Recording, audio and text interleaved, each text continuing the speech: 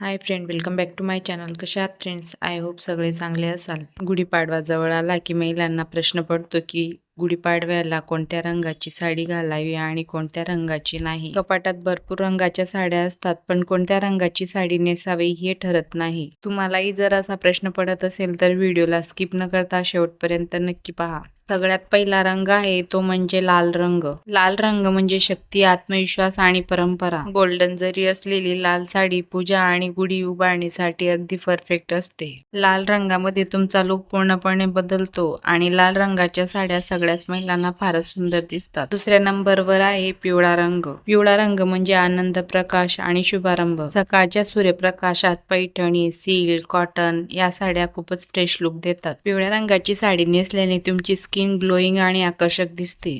तिसऱ्या नंबरवर आहे केशरी रंगाची साडी. केशरी रंगाची साडी उत्साह, चैतन्य आणि पारंपरिक सौंदर्याचे प्रतीक मानली जाते. ही साडी गुढीपाडवा सण समारंभासाठी एक लोकप्रिय निवड आहे. सणासुदीच्या प्रसंगी ही साडी अगदी उठून दिसते. चौथ्या नंबरवर आहे हिरव्या रंगाची साडी. महाराष्ट्रीयन संस्कृतीत हिरवी साडी समृद्धी, निसर्ग आणि शुभताचे प्रतीक मानली जाते. हिरवा रंग सौभाग्य आणि नवीन सुरुवातीचे लक्षण आहे, जे शुभ मानले जाते. पाचव्या नंबरवर आहे गुलाबी रंगाची साडी. हा रंग प्रसन्नता, सकारात्मकता आणि ऊर्जा प्रदान करतो. हा रंग स्त्रीच्या व्यक्तिमत्वाला अधिक मोहक बनवतो. त्याचप्रमाणे मोरपंखी, जांभळा या रंगाच्या साड्या सुद्धा तुम्ही गुढीपाडव्याला घालू शकता. व्हिडिओ आवडला असेल तर व्हिडिओला लाईक करा, शेअर करा, सबस्क्राईब करायला विसरू नका. थँक्यू.